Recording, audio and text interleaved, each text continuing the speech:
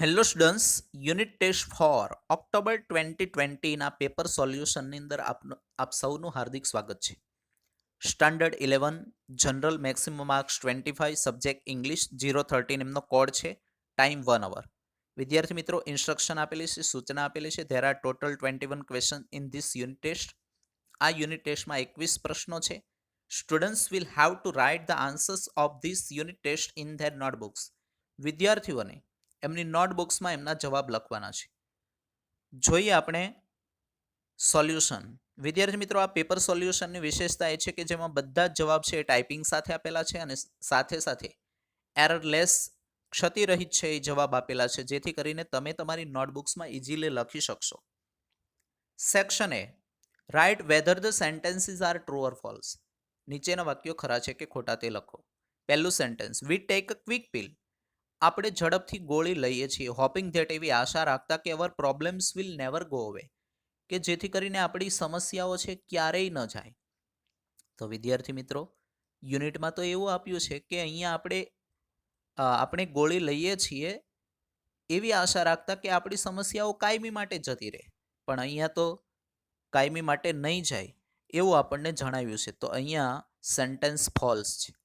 એમના પછી જોઈએ, યોગ is good for digestive system, the nervous system. અહીંયા યોગ છે ને એ પાચન તંત્ર માટે અને ચેતાતંત્ર માટે સારું છે. તો વિદ્યાર્થી મિત્રો, એ સેન્ટેન્સ ટ્રુ છે. યોગની અંદર ઘણા બધા ફાયદાઓ છે. We always desire new things. આપણે નવી વસ્તુઓની ઈચ્છા કરીએ છીએ. And are seldom content with what we have. Content એટલે વિદ્યાર્થી મિત્રો સંતુષ્ટ થવું. સેલ્ડમ એટલે ભાગ્યે જ. અને આપણે ભાગ્યે સંતુષ્ટ હોઈએ છીએ આપણી પાસે જે કંઈ છે ને એનાથી. આપણી પાસે જે કંઈ છે એનાથી આપણે ભાગ્યે સંતુષ્ટ છીએ અને આપણે હંમેશા નવી વસ્તુઓની ઈચ્છા અપેક્ષા રાખીએ છીએ. તો એ સેન્ટેન્સ ટ્રુ છે.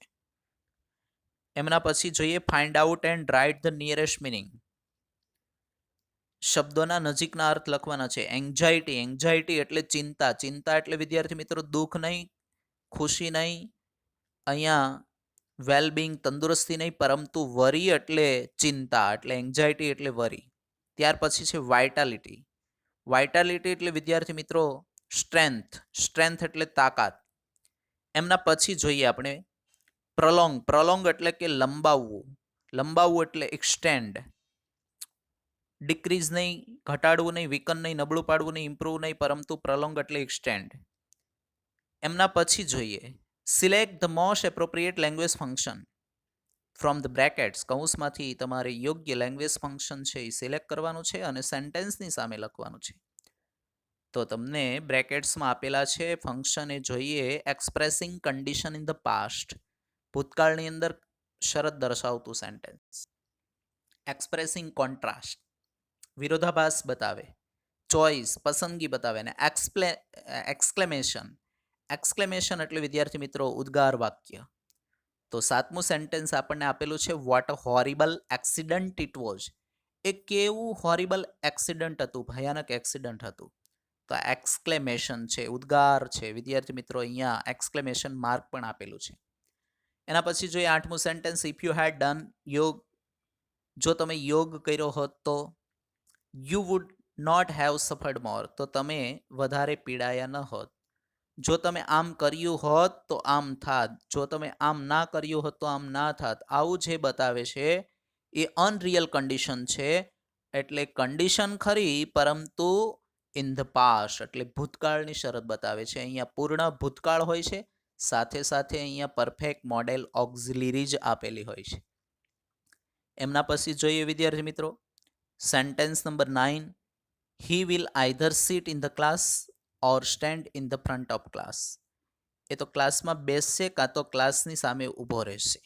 બરાબર છે. આઈધર અને ઓર આપેલું હોય ને, આઈધર ઓર એટલે બેમાંથી એક, એટલે ચોઇસ બતાવે છે, પસંદગી. 10મું sentence, in spite of his ill health. એમનું નબળું સ્વાસ્થ્ય હોવા છતાંય, ઇન્સ્પાઇટ ઓફ, નબળું સ્વાસ્થ્ય હોવા છતાંય, હી ટુક પાર્ટ ઇન સ્પોર્ટ કોમ્પિટિશન. એમણે સ્પોર્ટ્સ કોમ્પિટિશનની અંદર ભાગ લીધો. આમ હોવા છતાંય આમ થયું.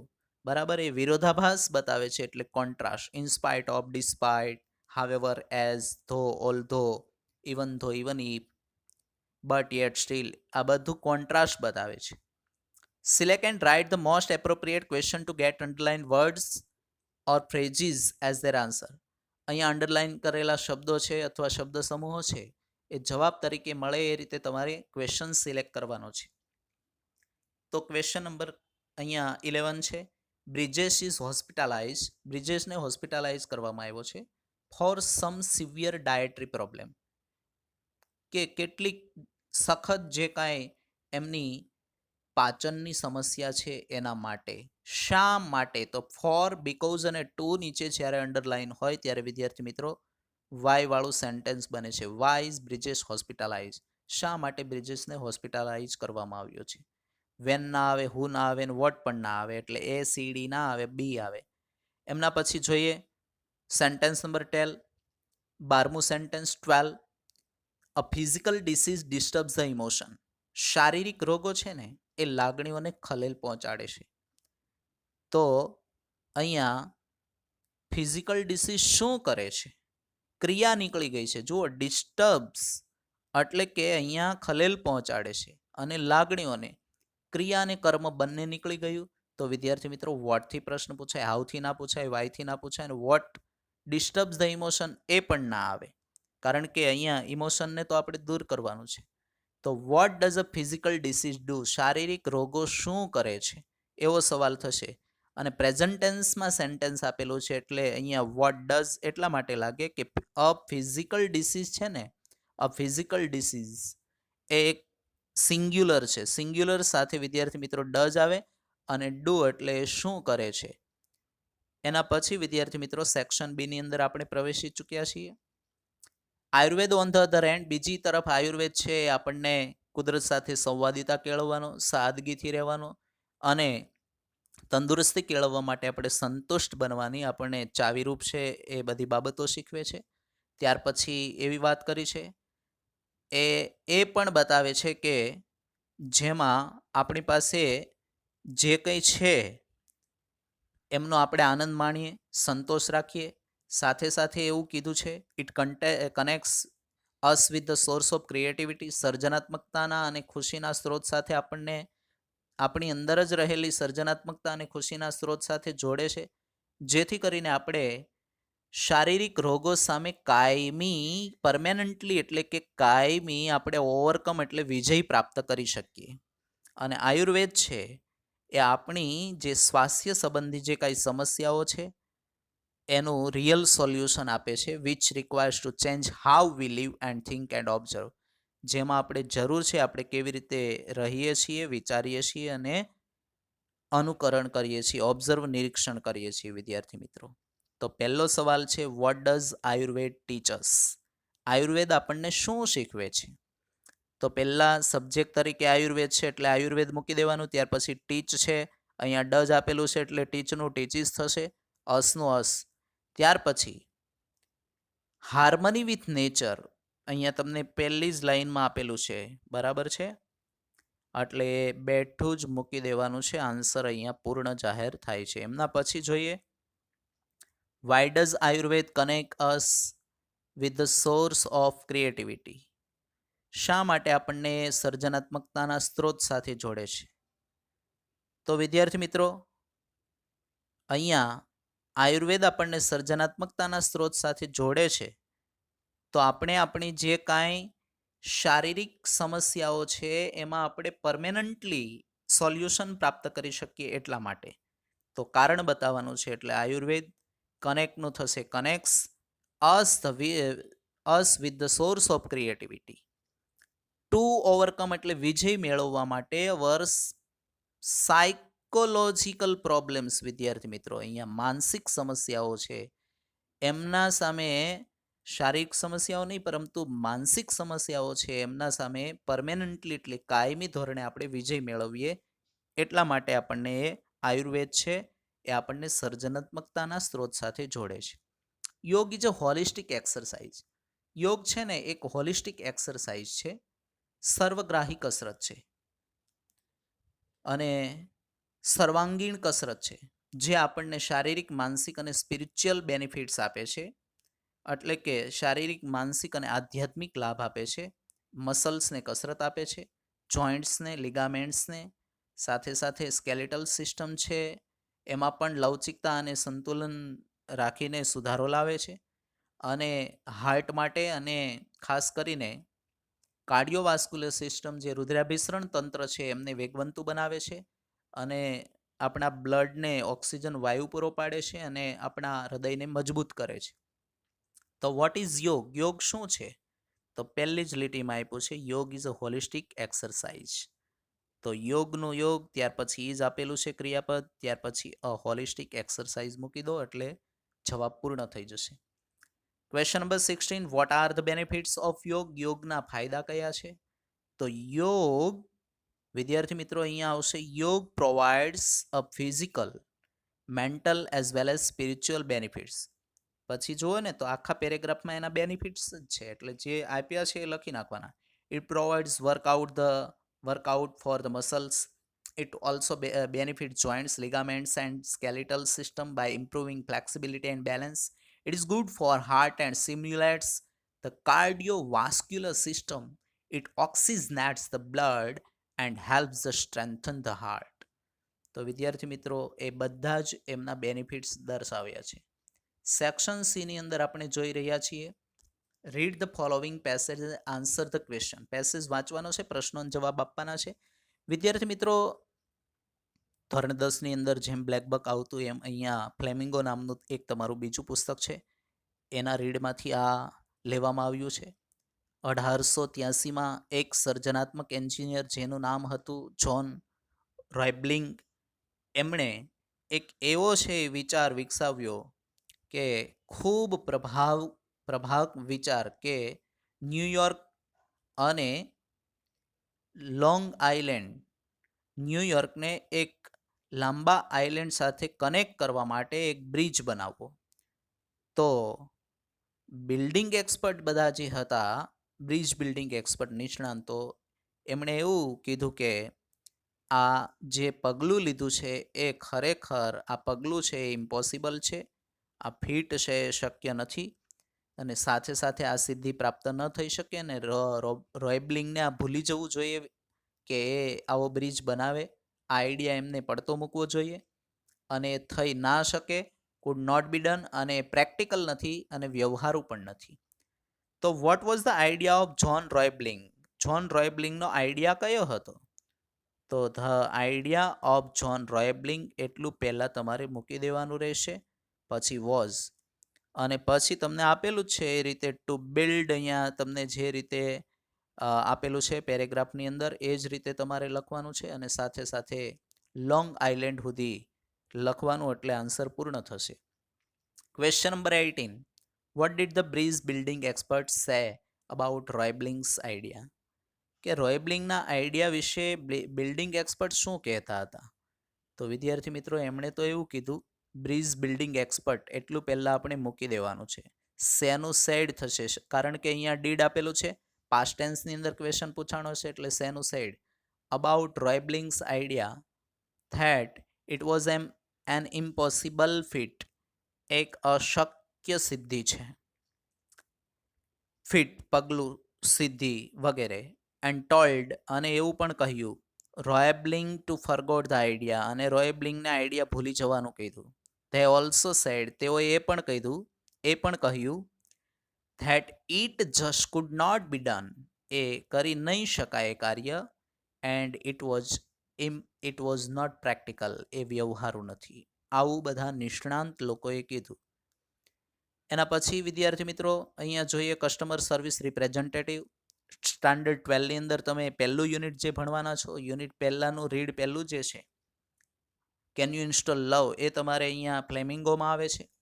તો અહીંયા કસ્ટમર સર્વિસ રિપ્રેઝેન્ટેટિવ, ગ્રાહક સેવા પ્રતિનિધિ કહે છે કે તમે પ્રેમનું સ્થાપન કર્યું છે. તો કસ્ટમર કહે છે કે હું એ કરી શકું છું, પરંતુ હું બહુ વ્યવહારુ નથી, ટેકનિકલ નથી, એટલે કે મને ટેકનોલોજીનું જ્ઞાન નથી, અને બટ આઈ એમ થિંક, પરંતુ મને એવું લાગે છે કે હું ઇન્સ્ટોલ કરવા માટે તૈયાર છું, મારે પહેલાં શું કરવું જોઈએ? તો ગ્રાહક સેવા પ્રતિનિધિ કહે છે, કસ્ટમર સર્વિસ રિપ્રેઝેન્ટેટિવ કહે છે, the first step is open to your heart. પહેલાં તો તમે તમારું હૃદય ખોલો. Have you locate your heart ma'am? તમે તમારું હૃદય શોધ્યું છે મેમ? લોકેટ એટલે સ્થાન શોધવું. તો કસ્ટમર કહે છે યસ, હા, આઈ હેવ, હા મેં સ્થાન શોધ્યું છે. But there are several programs running right now, પરંતુ અત્યારે કેટલાક પ્રોગ્રામ ચાલે છે. Is it okay to install while they are running? જ્યારે તે ચાલતા હોય ત્યારે ઇન્સ્ટોલ કરવું એ યોગ્ય ગણાય છે? તો વિદ્યાર્થી મિત્રો, vote does CSR as customer? CSR છે કસ્ટમરને શું પૂછે છે?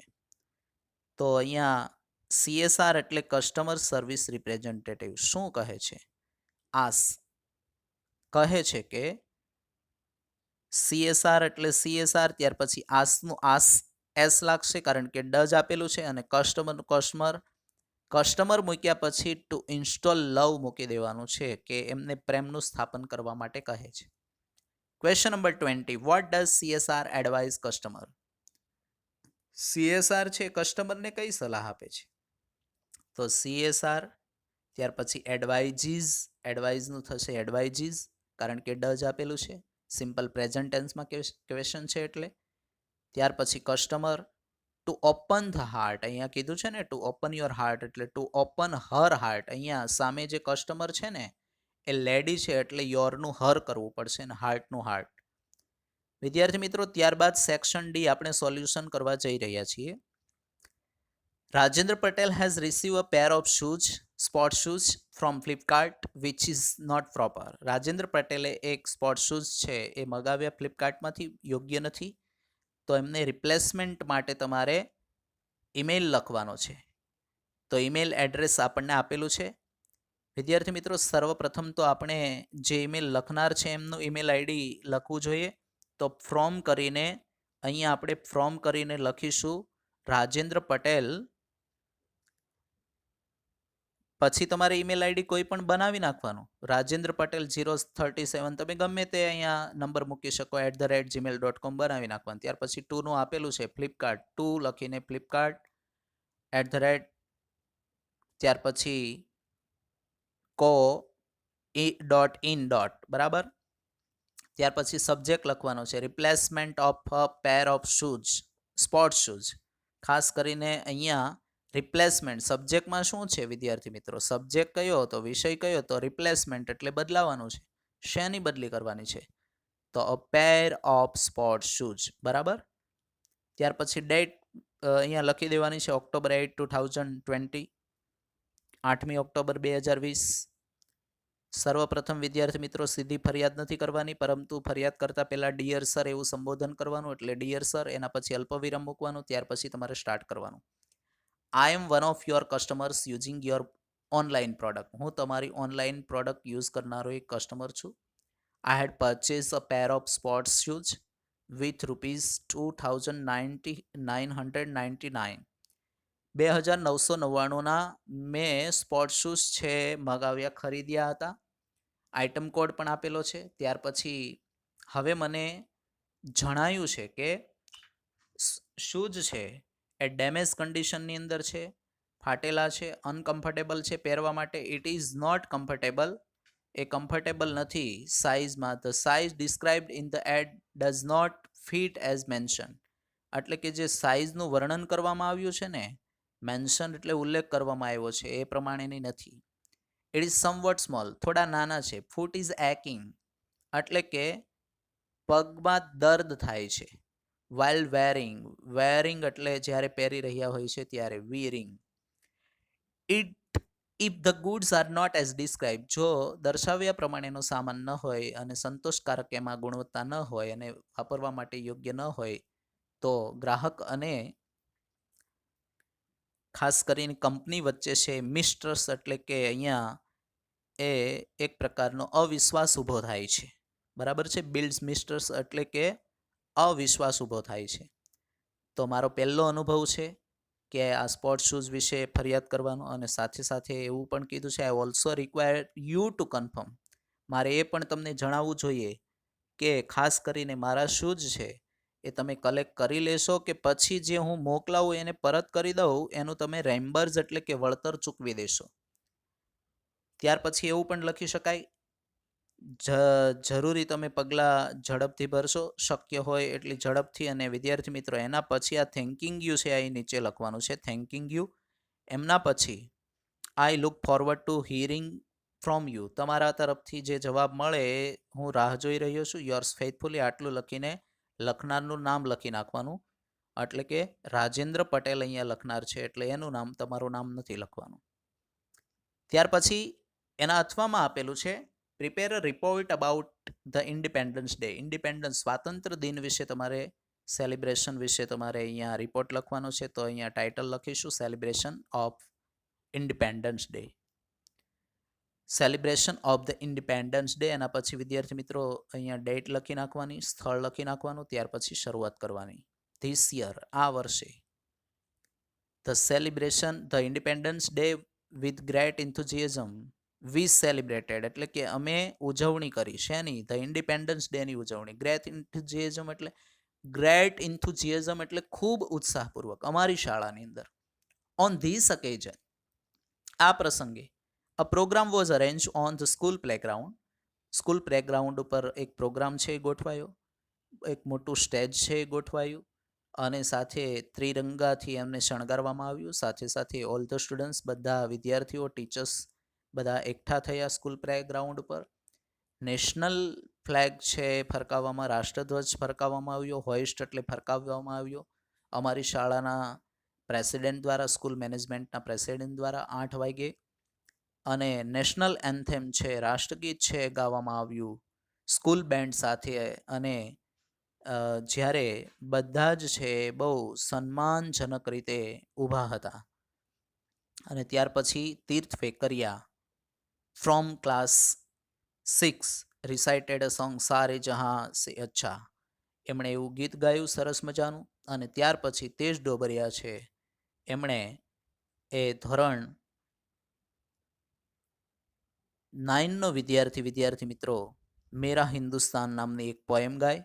અને મયંક સાવલિયા કરીને એક વિદ્યાર્થી, ધોરણ 11નો વિદ્યાર્થી છે, એમણે સ્પીચ આપી. Why am proud of India, શા માટે મને ભારતનું ગૌરવ છે, એ સ્પીચ આપી. અને ખરેખર એ સ્પીચ તે દિવસે ખૂબ જ અસરકારક રહી, ઇફેક્ટિવ રહી. પ્રિન્સિપાલે શોર્ટ સ્પીચ આપી, ટૂંકી સ્પીચ આપી, અને અમને સલાહ આપી ટુ લવ અવર કન્ટ્રી, આપણા દેશને સન્માન આપો, તમે ચાહો અને એના માટે કામ કરો. એમણે એ પણ સલાહ આપી કે દેશના માટે બલિદાન, દેશ માટે બલિદાન આપવા માટે તૈયાર રહેવું જોઈએ. Best cadets of scout and guide were given, ખાસ કરીને મેડલ્સ બેસ્ટ કેડેટને આપવામાં આવ્યા. અને જે કાંઈ ગાઈડ છે એમને પણ બેસ્ટ કેડેટ, બ્રેવ એક્ટ એટલે કે એમના બહાદુરીના કાર્યો માટે એમને મેડલ્સ આપવામાં આવ્યા. અને પરેડ ગોઠવાઈ એનસીસીની. અને ત્યાર પછી સ્વીટ્સ, વિદ્યાર્થી મિત્રો છેલ્લું તો આ તમને મજા જ આવે કે મીઠાઈની વહેંચણી થઈ બધા વચ્ચે. અને છેલ્લે ખાસ કરીને કીધું છે, છેલ્લે at last function ended, function પૂર્ણ થઈ ગયું વિથ જનગણમન, જનગણમનથી ફંક્શન પૂરું કરવામાં આવ્યું. અને it was a thrilling event for the students, અને વિદ્યાર્થીઓ માટે એક ખૂબ જ રોમાંચક પ્રસંગ હતો. તો વિદ્યાર્થી મિત્રો અહીંયા સંપૂર્ણ પેપર સોલ્યુશન કરવામાં આવ્યું છે. તમે ખૂબ સરસ રીતે તમારી નોટબુકમાં લખી શકશો. Best of luck by Nilesh Vekariya.